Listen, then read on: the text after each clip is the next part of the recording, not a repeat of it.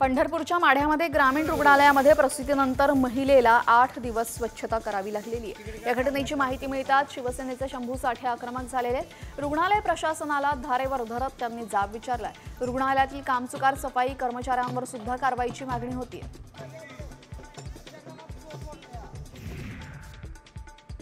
प्रशांत कोरटकरचा मुक्काम उद्या दुपारपर्यंत कोल्हापूर कळंबा कारागृहातच असणार आहे। आज शासकीय सुट्टी असल्याने कोरटकरचा मुक्काम कारागृहात लांबलेला आहे। उद्या दुपारपर्यंत कागदपत्रांची पूर्तता झाल्यानंतर कोरटकर कारागृहाबाहेर येईल।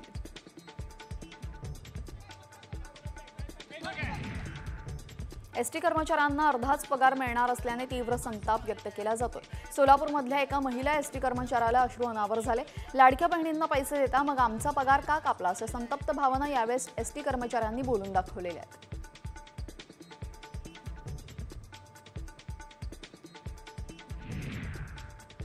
कराड तालुक्यातील कृष्णा काठावर 19 गावांमधील सांडपाणी कृष्णा नदीमध्ये मिसळते। प्रत्येक गावामध्ये वेगवेगळी अशी 52 ठिकाणे आहेत। यातील सुमारे 5,05,376 लिटर पाण्यावर प्रक्रिया केली जाते।